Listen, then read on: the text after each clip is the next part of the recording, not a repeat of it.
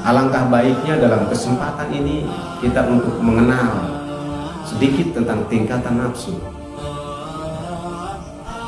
Menurut Imam Al-Ghazali, begitu juga menurut Syekh Muhammad Amin Al-Qudri, di dalam kitabnya menyampaikan bahwa manusia itu memiliki 7 tingkatan nafsu, mulai dari nafsu yang terendah sampai nafsu yang tertinggi.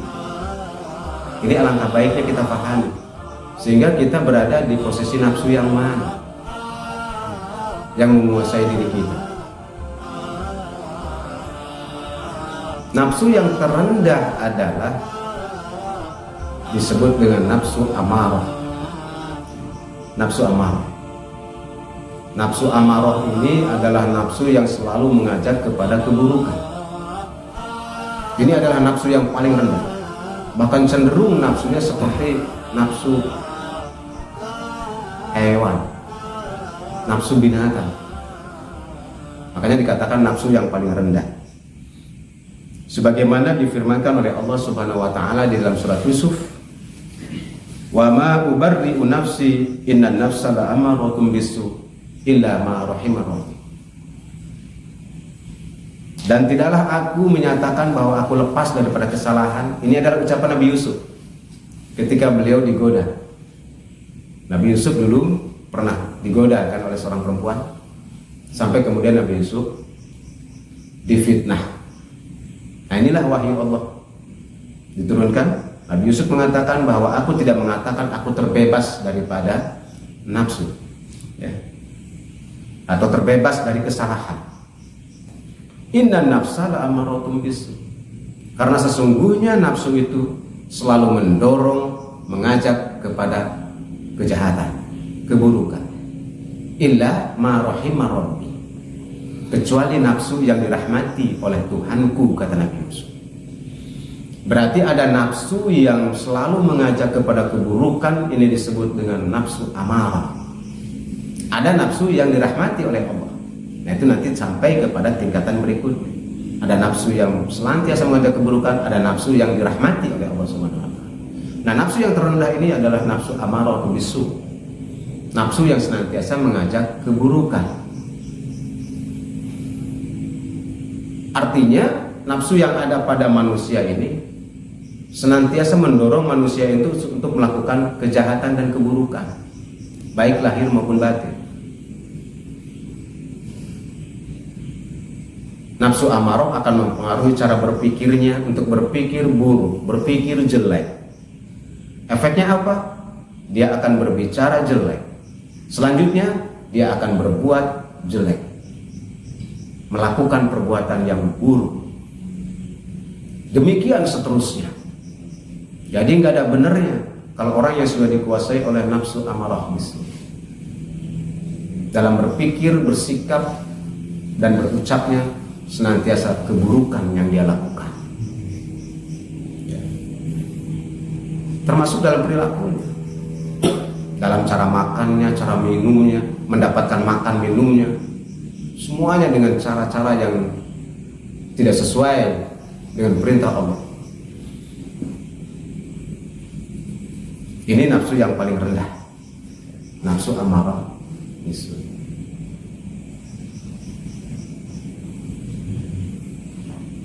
Nah, agar kita naik tingkat ke nafsu yang lebih baik, maka yang harus dilakukan adalah birriyadhah wal mujahadah, memerangi hawa nafsu. Seperti mana yang disabdakan oleh Rasulullah SAW ketika selesai perang Badar. Rasul pernah mengatakan, raja'na minal jihadil asghar ilal jihadil akbar. Kata Nabi setelah perang Badar itu merupakan perang yang sangat hebat, yang sangat dahsyat. Tetapi Rasul mengatakan itu adalah jihad yang kecil. Kita baru keluar dari jihad yang kecil menuju jihad yang besar. Nah ya Rasulullah, apakah dia itu? Jihad itu, yaitu adalah muzahadatun nafs, jihad melawan nafsu. Ini adalah merupakan jihad akbar. Sebab kalau peperangan itu hanya sewaktu-waktu, tetapi memerangi nafsu Setiap saat, setiap detik kita harus waspada dan melakukan peperangan dengan nafsu itu. Karena khatir dari nafsu, khatir dari setan akan senantiasa membisikkan ke dalam kalbu kita untuk mengajak kepada keburukan, kepada keburukan. Seseorang yang dipengaruhi oleh amarah bisu, maka perilakunya tidak jauh dengan binatang, tidak mengenal halal haram, tidak memakai akhlak, tidak pada budi pekertinya, ya. Bahkan kalau an'am seperti binatang, balhum adha, bahkan lebih sesat daripada binatang. Itu efeknya nafsu amarah bisu ini, ya. Nah, kemudian apabila sudah berusaha melakukan riyadhah dan mujahadah, orang itu akan naik kepada nafsu yang kedua, naik tingkat. Nafsu yang kedua yaitu nafsu lawamah, ya. Nafsu lawamah ini adalah nafsu yang sering jiwa yang menyesali dirinya sendiri. Sudah timbul di situ rasa sesal. Kalau amarah bisu itu ketika melakukan kejahatan, keburukan, nggak ada menyesalnya. Bahkan dia menganggap benar aja kelakuan buruknya. Tapi kalau sudah naik kepada nafsu lawamah, setiap dia tergelincir kepada perbuatan salah, perbuatan dosa, timbul rasa sesal. Ya. Kata Allah dalam Al-Quran, wala uqsimu binafsil lawamah. Ini dalam surat Al-Qiyamah. Dan aku bersumpah demi jiwa yang menyesali dirinya. Berarti ada jiwa yang menyesali dirinya. Cirinya apa? Orang yang memiliki nafsu lawamah ini masih sangat labil, angot-angotan, kadang benar, kadang salah, kadang mau, kadang enggak, kadang berbuat baik, di lain waktu dia berbuat jahat, berbuat jelek, kadang insaf, tobat, ntar kumat lagi. Ini nafsu lawamah namanya. Kalau masih seperti itu berarti berada dalam posisi nafsu lawamah dalam diri kita. Angot-angotan, ya, angot-angotan. Kadang mau ibadah, kadang enggak, ya. Angot-angotan. Jadi nafsunya nafsu lawamah. Tapi ketika dia melakukan kejelekan, dia mulai astagfirullahaladzim, saya salah, nyesel lagi. Ntar ingat lagi dia. Begitu ingat, mau lagi dia ibadah, mau lagi dia berbuat baik. Tapi ketika timbul nafsunya, lupa lagi tuh, melakukan lagi. Begitu, bolak-balik masih labil. Oleh karena itu orang yang berada di tingkat nafsu lawamah ini harus bersungguh-sungguh untuk menjalankan ibadah dan amal soleh, beriyadhah, agar tidak mudah tergelincir lagi kepada perbuatan-perbuatan yang salah, perbuatan maksiat. Kadang ingat sama Allah. Biasanya kalau lagi susah tuh ingat sama Allah, ya Allah, hidup saya kok susah, pengen ini, pengen itu. Udah dikabul tuh sama Allah, dikasih nikmat, lupa lagi sama Allah, ya, nggak bersyukur. Ini nafsu lawamah nih yang seperti ini, berada dalam posisi nafsu lawamah, ya, yang menyesali dirinya. Kalau ada rasa sesal berarti dia pada posisi nafsu lawamah. Ini masih rentan. Orang yang demikian masih sangat rentan, ya, keimanannya. Kalau imannya lagi bagus, maka dia bagus juga lah perbuatannya. Ketika imannya turun, maka tergelincirlah dalam perbuatan yang buruk. Masih sangat rawan. Apa yang harus dilakukan? Terus bermujahadah, perbaiki dengan amal soleh dan ibadah. Peringkat yang berikutnya untuk yang ketiga yaitu nafsu mulhimah. Nah, ini nafsu yang sudah mendapat ilham dari Allah, ya, sudah naik, ya, sudah naik. Dia sudah tidak labil lagi, sudah mendapat petunjuk dari Allah Subhanahu wa Ta'ala, sudah mendapat ilham dari Allah. Sebagaimana Allah mengatakan, fa'alhamaha fujuraha wa taqwaha. Allah mengilhamkan ke dalam dada manusia kebaikan dan keburukan. Nah, kalau yang sudah sampai taraf nafsu mulhimah ini, keinginan untuk berbuat salah, keinginan untuk berbuat buruk masih muncul. Masih muncul. Hanya karena dia mendapat petunjuk dari Allah Subhanahu wa taala, dia tidak sampai jadi melakukan keburukan itu. Enggak sampai. Kalau yang mulhimah bisa jadi, yang lawamah masih jadi melakukan. Tapi kalau mulhimah enggak. Tetapi hasrat di dalam hatinya, nafsunya masih ada dorongan untuk melakukan itu. Ya. Melakukan kemaksiatan dan keburukan masih ada. Tetapi tidak sampai jadi. Tidak sampai jadi. Kemudian ingat lagi kepada Allah, nggak jadi lagi. Ya. Ini masih dalam taraf nafsu mulhimah. Wa alhamaha fujuraha wa taqwaha. Allah ilhamkan ke dalam dada manusia tentang kebaikan dan keburukan. Nah, di sini makanya orang-orang yang demikian harus betul-betul ada orang yang membimbing di dalam perjalanan hidupnya. Ya, harus ada yang membimbing agar nafsunya itu betul-betul terkendali. Peringkat yang keempat, naik lagi. Kalau dia sudah lulus di nafsu mulhimah, dia akan naik kepada nafsu mutmainnah. Nah, ini nafsu mutmainnah ini ada nafsu yang sudah tenang, jiwanya sudah tenang, ya, sudah tenang, ya, sudah mendapatkan ruh ilahiyah, sudah mendapat cahaya dari Allah Subhanahu wa taala ke dalam qalbunya. Sebagaimana Allah menyampaikan di dalam Al-Qur'an, ya, surat Al-Fajr, ya ayyatuhan nafsul mutmainnah, wahai jiwa yang tenang, irji'i ila rabbiki radiyatan mardiyah, masuklah kamu dalam keridhaan, datanglah kamu, irji'i ila rabbik, datanglah, mendekatlah kepada Tuhan dalam keadaan ridha dan diridhoi. Fadkhuli fi ibadi, masuklah ke dalam golongan hamba-hambaku.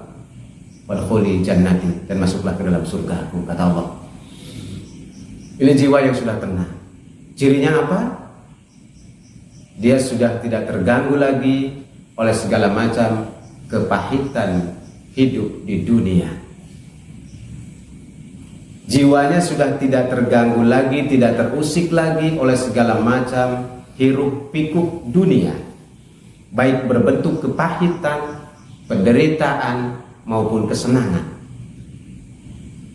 Artinya ketika dia mendapat penderitaan dan cobaan, tidak membuat dia putus asa. Dan sebaliknya ketika dia mendapat nikmat dari Allah, tidak membuat dia lupa diri. Dalam arti kata, ketika dia menderita, dia sabar. Ketika dia mendapat nikmat dan kesenangan, dia syukur. Itulah jiwa mutmainnah. Dia sudah tidak terpengaruh lagi, sudah tidak terpengaruh oleh perilaku manusia, oleh keadaan, situasi, apapun. Pahit, getir, asam, manis, gurih, sudah tidak mempengaruhi jiwanya. Dia sudah biasa saja, dia sudah hudur dengan Allah, dia sudah merasa nikmat dengan Allah Subhanahu wa taala. Ya. Sudah jiwanya sudah tenang, ya. Sudah damai, sudah tentram. Makanya dipanggil oleh Allah, ya ayyatuhan nafsul mutmainnah, wahai jiwa yang tenang. Dipanggil oleh Allah, ya. Dipanggil untuk mendekat kepadanya. Jadi hanya jiwa-jiwa yang tenanglah yang akan mendekat kepada Allah dan didekatkan oleh Allah Subhanahu wa taala kepada hadratnya. Kemudian yang ke berapa? Lima. Yang kelima adalah nafsu radiyah, nafsu yang sudah redha. Ini sudah ditingkat karena jiwanya sudah tenang, ya, sudah tenang, maka naik lagi dia redha kepada segala macam ketentuan dari Allah, redha dirinya redha terhadap Allah Subhanahu wa taala. Apapun yang terjadi pada dirinya, dia redha dan meyakini bahwa itu adalah qudrat dan iradat dari Allah Subhanahu wa taala. Ini sudah lebih damai lagi. Dia sudah bisa mengenal af'al Allah, sifat Allah dan zat Allah. Jiwa yang ridho dengan segala ketentuan Allah Subhanahu wa taala. Sudah di atas mutmainnah kalau yang ini. Ya. maka Allah akan bukakan pintu-pintu kegoibah, pintu-pintu rahasia Allah bukakan di situ.